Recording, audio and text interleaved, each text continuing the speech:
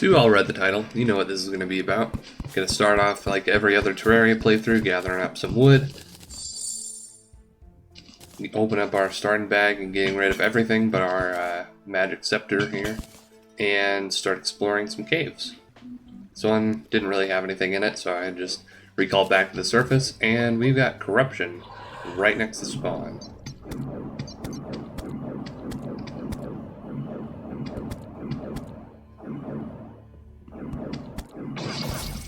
Tried to fight a couple enemies, didn't really go so well.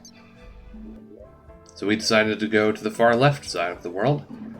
We're trying to find the jungle because a lot of our magic related accessories and such early game are going to be in the jungle. So we want to set up a base there. We did eventually find it and start getting working on a simple base. I misplaced this insta-elevator, unfortunately, but we got everything fixed back up, and we got a magic storage system sorted out. Lock this zombie in before he could open the door and jump down after us. Decided to grab some heart crystals, because we're going to need them. Found 2 here. And we got a magic mirror. That'll be very useful. Made ourselves a bed so we don't have to run all the way back to our base here, but I didn't find out what was causing us not to be able to set our spawn, so I just boxed off that part of the house. We encountered the one and only Stanley Pines. He wasn't selling anything interesting, so we just went back for more heart crystals.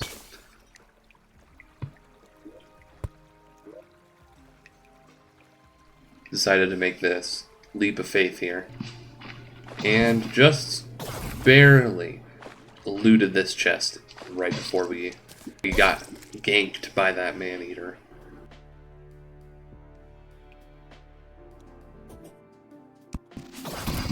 Barely avoided this trap in the underground desert. And I don't know how that lava lit us on fire, but it did. Spent some time trying to gather up some stingers from jungle slimes, along with some vines. And now here, on our second night, we got a blood moon, and it was a little excessive. I think with the mods I have installed, on blood moons there's no enemy cap, or at least a very, very high one. So we spent this night kind of trying to hold up in the base with, as you can see there on the radar, 192 enemies at the highest point.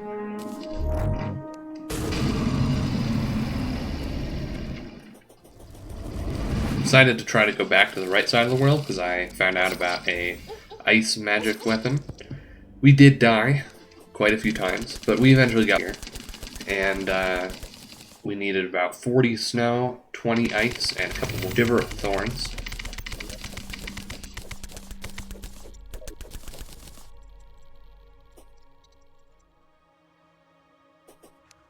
However, we did end up dying trying to fight off this Wolfram amplifier here.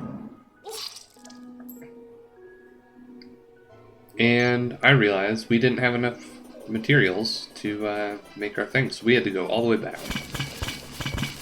We eventually got the materials and continued going to the right because we needed a bookcase, and for the bookcase we needed books, and the easiest place to get those is the dungeon. So we just gathered some up here and eventually spawned the dungeon guardian and tried to escape but couldn't in time. We made ourselves a frost bolt, essentially a frostburn version of the water bolt. Pretty self-explanatory. We decided to go hunting for some more jungle resources like spores and stingers to make ourselves some jungle armor.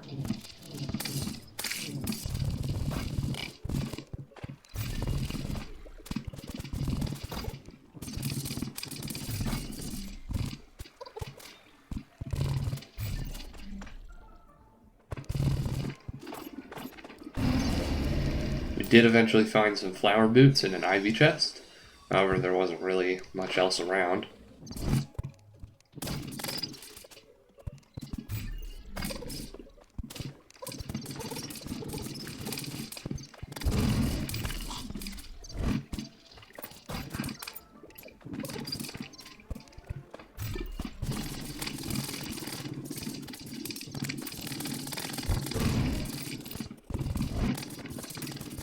This thing had been pretty fun. I enjoyed using it so far. And eventually, we got a message about an all-seeing someone who had their eye on us.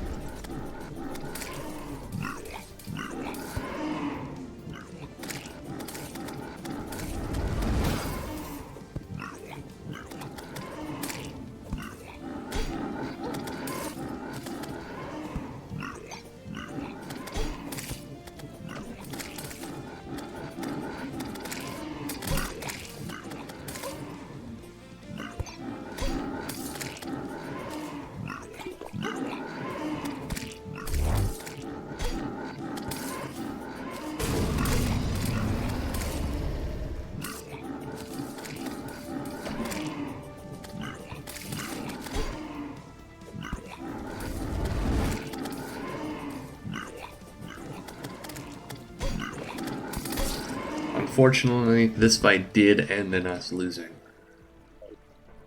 So we went back down into the jungle to finish gathering up the resources for our full set of jungle armor. On our way, we got a couple of chests with movement accessories, and died several times along the way, of course. Eventually, we did have enough for the full set, and I decided to expand our arena as one of the things that kept happening was running out of space. A traveling merchant with dynasty wood appeared, and so I spent all of my money on it and upgraded our house a little bit. This base will eventually evolve into something good. Next up, we summoned King Slime, and as I thought, based on how close we got the Eye of Cthulhu, we would be able to do this fight.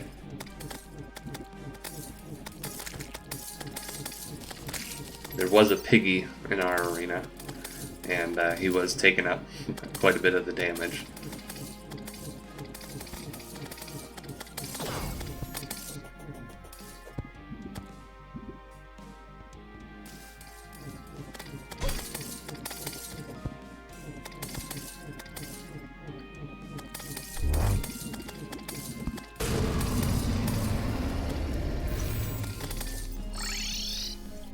Used a magic mirror strategically to give myself some more space so I didn't have to turn around with all of the spiked slimes right in that area.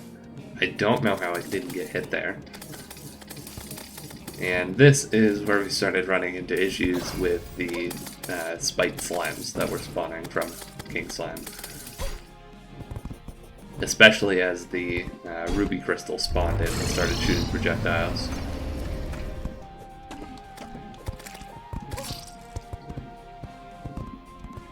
Somehow I always find a way to struggle the most with the easiest bosses. Now, I did try this fight several more times during this day, and none of them really went well.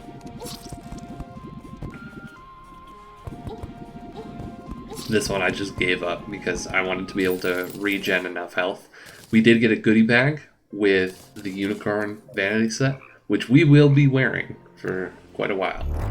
The Eye of Cthulhu spawned again, and we began this fight much more prepared than the last.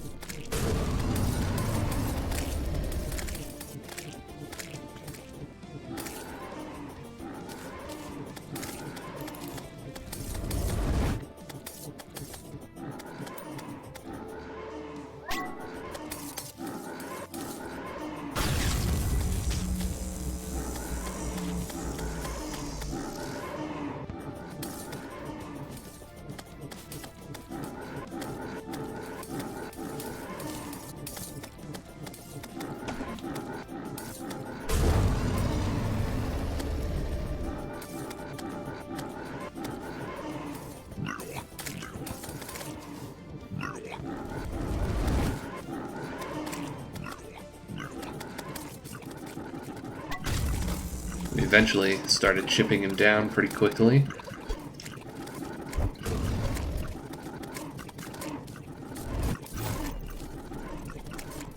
And after several minutes, we finally defeated the first boss of this playthrough.